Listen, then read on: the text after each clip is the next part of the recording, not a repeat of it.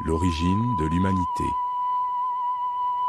Vous savez que l'humanité a pris naissance en Afrique.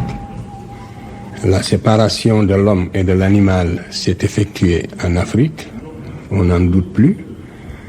Cet événement important a eu lieu il y a environ 5 600 000 ans. C'est en Afrique qu'on trouve représentés tous les spécimens d'hommes fossiles à l'exclusion de tout autre continent.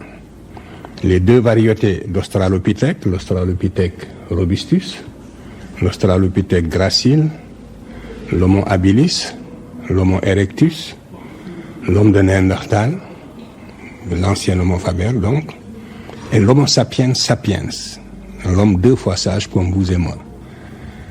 Ce dernier spécimen est né en Afrique il y a 120 000 ans. Et cette humanité est née sous l'équateur, sous la latitude du Kenya.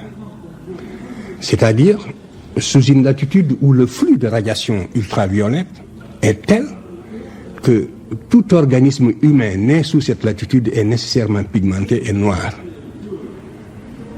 Il n'aurait pas été possible à la première humanité de survivre si elle n'était pas pigmentée, la nature ne créant rien au hasard. Donc la pigmentation a une fonction protectrice de l'organisme et protège l'organisme contre les radiations ultraviolettes qui auraient détruit complètement toutes les cellules de l'organisme. Cette humanité s'est développée en Afrique de 120 000 ans à moins 40 000 ans. Elle est sortie de l'Afrique par 2 voies, par l'isthme de Suez, et c'est pour ça qu'on trouve des spécimens en Palestine, mais qui sont plus récents que les spécimens africains. Et je connais ceux qui font ces fouilles dans cette région, en particulier le professeur Van der Merch.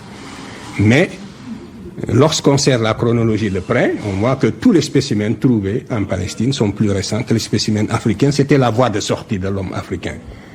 Non pas seulement de l'Homo sapiens sapiens, mais aussi des spécimens fossiles qui n'ont pas survécu et dont je viens de parler. L'autre voie de sortie, c'est Gibraltar. C'est par là que les hommes sont passés. Ils ont laissé des traces. Toute la peinture dans les grottes, la peinture rupestre, montre que c'est par là que l'homme est sorti.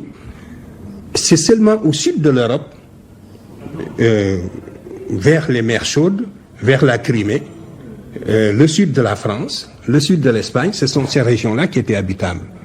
Et c'est là qu'on trouve concentrée la première humanité négroïde il y a 40 000 ans qui a vécu en Europe. Et autant il était nécessaire d'être noir pour survivre en Afrique, autant sous les climats froids, tempérés, où il n'y a pas de flux de radiation ultraviolette, il faut avoir une peau claire pour survivre. Et l'homme noir s'est dépigmenté, c'est une loi de la nature. Et sa morphologie également a changé à la suite de l'adaptation aux conditions de respiration dans le froid. Et le blanc, le premier type blanc est apparu, toute idéologie mise à part, il y a 20 000 ans au Solitréen, et c'est l'homme de Cro-Magnon. Le premier nègre, le premier habitant de l'Europe est un négroïde, qui est l'homme de Grimaldi. Quand je me situe seulement au stade de l'Homo sapiens sapiens, j'ai laissé tomber les Homo erectus et autres, qui effectivement aussi sont sortis de l'Afrique, parce que ça nous mènerait très loin. Donc, voilà le processus par lequel le blanc est sorti du noir, déjà. Et toutes les autres races aussi par filiation plus ou moins indirecte. On aurait pu s'étendre et expliquer dans le détail comment cette humanité est sortie par le détroit de Bering pour aller peupler l'Amérique. Je m'en tiens là pour le processus du peuplement de la Terre, et aussi comment l'autre branche qui est passée par l'isthme de Suez est allée par les îles de la Sonde peupler aussi l'océan. Alors donc cette humanité qui est née en Afrique, qui était nécessairement négroïde, et qui est née aux sources du Nil, je reviens maintenant à l'Égypte. Cette humanité est née aux sources du fleuve Nil, exactement au sens propre du terme, et elle était noire foncée. Alors cette humanité a colonisé progressivement la vallée, avait devant elle 120 000 ans pour descendre de la région de l'Ouganda au delta du Nil. Voyez ?